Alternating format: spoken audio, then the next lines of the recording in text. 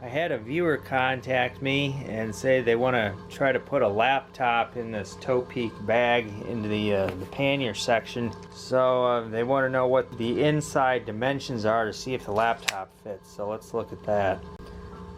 So at the top, before this curve, it kind of gets a little narrower.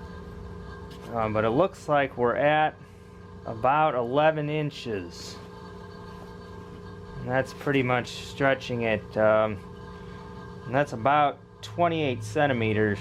Now at the bottom of the bag, there's kind of a slant. I think they did that for clearance of the heel of your foot so you don't hit the bag. So if we measure the depth on this side, zoom in a little bit. It looks like we're at about 16 inches on that side. And then on the other side, make sure I get that all the way down there. Looks more like about 12 and a half. Maybe 13.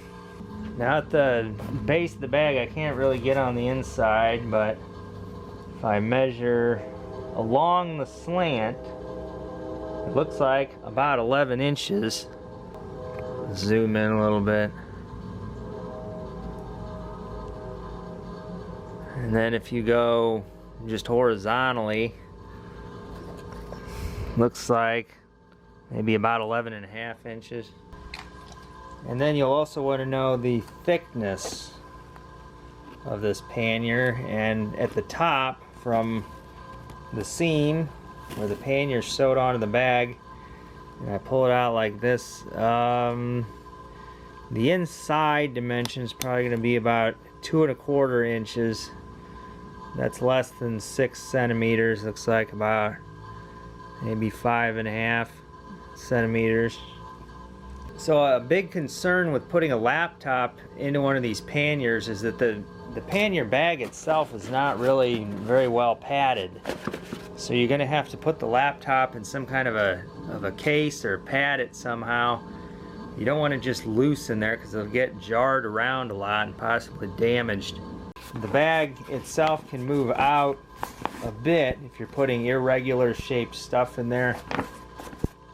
This is the smallest laptop bag I have. It may actually be for tablets though. And this is called Grid by Targus.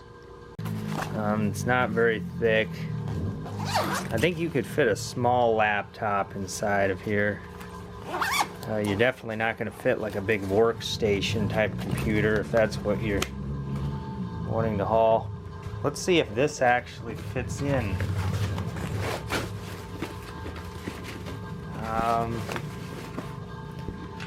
Well, you have to kind of push down on it right up here in the corner, but it does fit. You're getting some resistance because of the slant. So for the width of this kind of small laptop and tablet bag, it looks like it's about 15½ inches, I think. If I get all the way to the edge there. 15½, I'll say. And that's going to be about 394 millimeters. And then for the other dimension,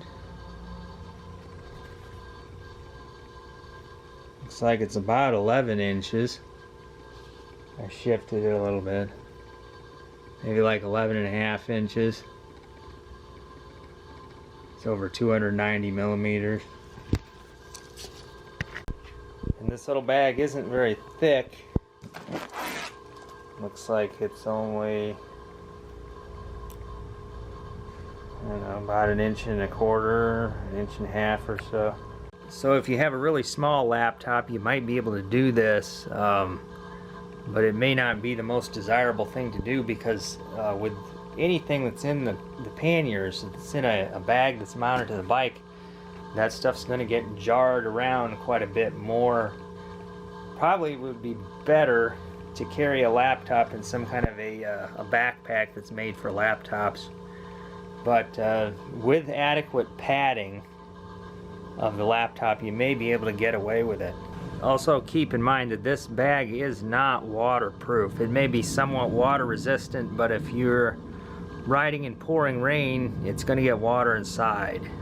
I am not aware of a bike bag that is made specifically for hauling electronics like computers and cameras and whatever. But if you are, feel free to leave a comment below so that others can view those items and see if that's something that will solve their problem. If you enjoyed this video, click the like button and subscribe, and I will see you next time.